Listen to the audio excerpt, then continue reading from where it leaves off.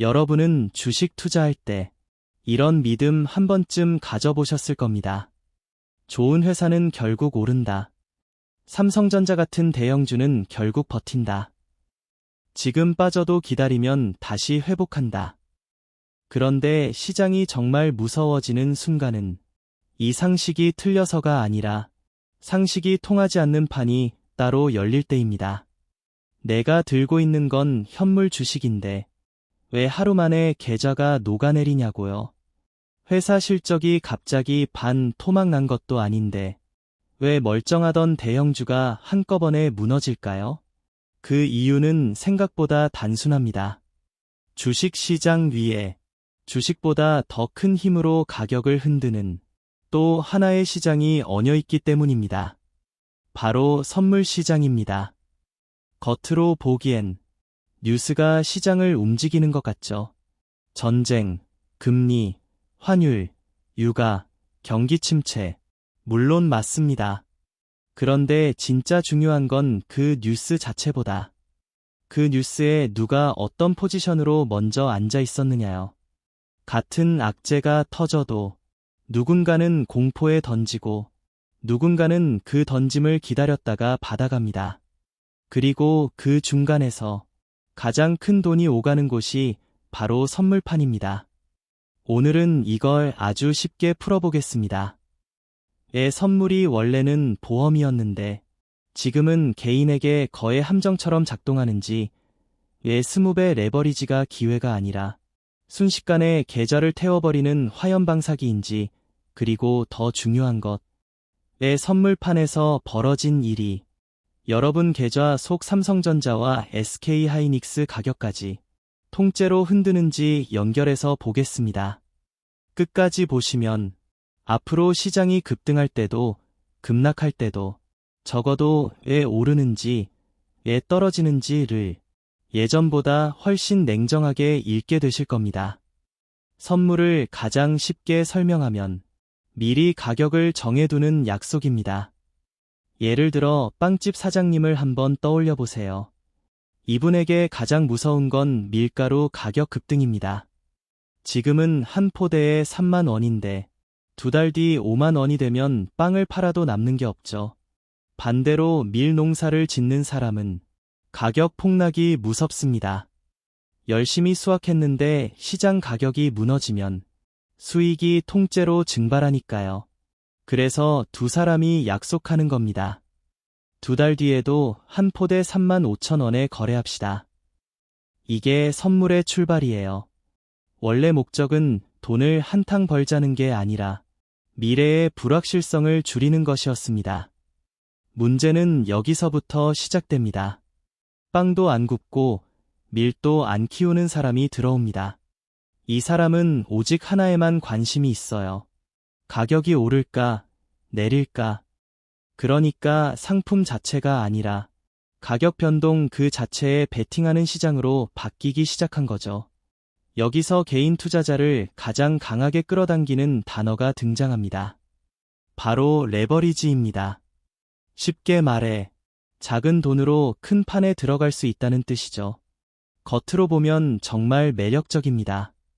적은 돈으로도 큰 수익을 낼 수 있으니까요. 하지만 이 구조를 작은 힘으로 큰 물건을 드는 지렛대라고 생각하면 안 됩니다. 오히려 더 정확한 비유는 얇은 얼음판 위에서 전력 질주하는 것에 가깝습니다. 처음 몇 걸음은 굉장히 빠르고 시원해요. 남들보다 훨씬 빨리 앞으로 나가는 것처럼 느껴집니다. 그런데 얼음에 금이 가기 시작하면 그 다음부터는 속도가 문제가 아니라 빠져 죽느냐 마느냐의 문제가 됩니다. 선물은 버티기가 어려운 이유가 여기 있습니다.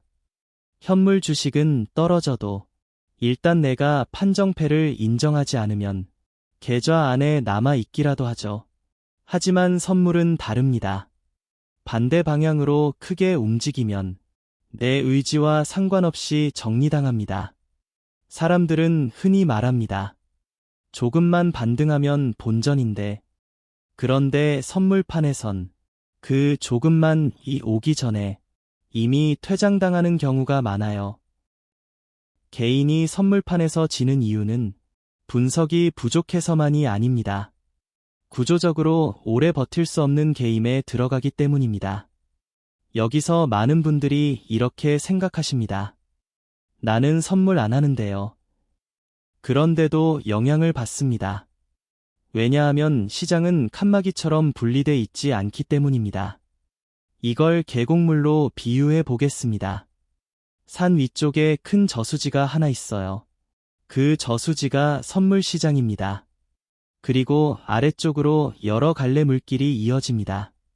코스피 대형주, 반도체주, 금융주, ETF, 심지어 여러분 계좌까지요.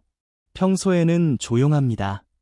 그런데 위에서 갑자기 수문을 열어버리면 아래쪽 물길은 순식간에 흔들립니다.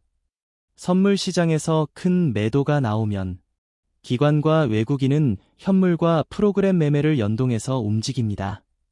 그러면 현물 가격도 같이 밀립니다.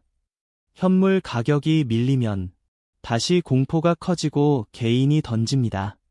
개인이 던지면 하락이 더 커집니다. 이게 한번 굴러가기 시작하면 단순한 가격 조정이 아니라 공포가 공포를 부르는 기계적 하락이 됩니다. 그래서 대형 악재가 터진 날, 이 정도까지 밀릴 이유가 있나 싶은 하락이 나오는 겁니다. 기업 가치만으로 설명이 안 되는 날이 있어요. 그날은 가치가 아니라 포지션 정리와 강제 청산의 속도가 가격을 만듭니다. 그리고 진짜 고수들은 뉴스를 듣고 나서 움직이는 게 아니라 뉴스가 터졌을 때 어느 쪽 포지션이 더 많이 쌓여 있는지를 봅니다. 왜냐하면 시장은 종종 사건 그 자체보다 포지션이 예를 들어 개인은 한 종목 차트만 보는데 큰 손은 판 전체를 보고 움직이는 거예요. 여기서 더 무서운 건 상승장처럼 보이는 순간에도 함정이 숨어 있다는 겁니다. 지수가 급락 후 반등하면 사람들은 안도합니다. 바닥 찍은 거 아니야? 이제 다시 올라가는 거 아니야? 그런데 큰 손은 바로 이런 순간을 이용하기도 합니다. 겉으로는 분위기를 안정시키고 뒤에서는 전혀 다른 포지션을 쌓는 거죠. 개인이 안심하고 따라붙는 순간 위험은 사라진 게 아니라 오히려 더 정교하게 숨겨져 있을 수 있습니다. 많은 분들이 시장에서 늘 같은 실수를 합니다. 오를까 내릴까만 맞히려고 해요. 그런데 개인 투자자에게 더 중요한 건 정답 맞히기가 아니라 위험한 판이 열렸는지 먼저 감지하는 능력입니다. 진짜 반전은 이겁니다.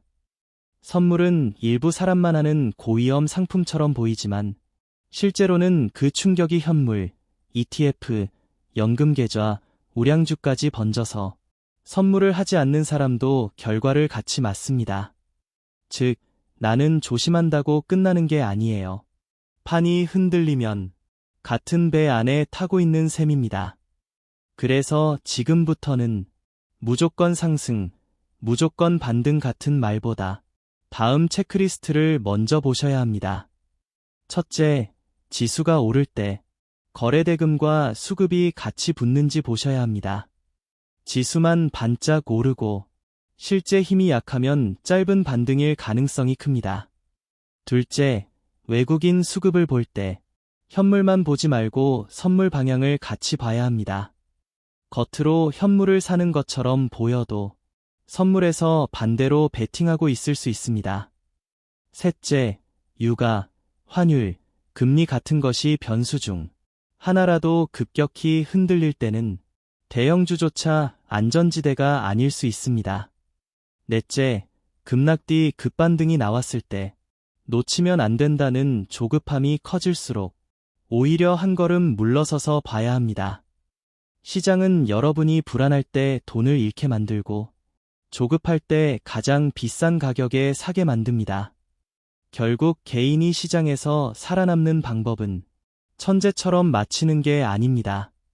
큰 손이 짜놓은 판에서 적어도 먹잇감 역할은 하지 않는 것, 그게 먼저입니다. 오늘 내용을 한 줄로 정리하면 이겁니다. 선물은 단순한 파생 상품이 아니라 현물 시장의 심장 박동을 흔드는 상위 구조다. 그리고 시장이 요란할수록 우리는 뉴스보다 먼저 그 뒤의 포지션과 자금 흐름을 의심해야 합니다. 지금 반등이 시작일 수도 있습니다. 그럴 수 있죠. 하지만 진짜 중요한 건 그 반등이 건강한 회복인지 아니면 누군가 빠져나가기 위한 무대 장치인지 끝까지 확인하는 겁니다. 여러분의 계좌를 지키는 건 남들보다 빨리 들어가는 용기가 아니라 수상한 판에서 늦게 들어갈 용기일 수도 있습니다. 오늘 영상이 도움이 되셨다면 앞으로도 이런 식으로 복잡한 시장을 가장 현실적으로 가장 쉽게 풀어드리겠습니다. 구독과 좋아요로 함께 해주시고요. 여러분은 최근 반등장에서 기회가 더 커 보이셨는지 아니면 함정이 더 커 보이셨는지 댓글로 남겨주세요.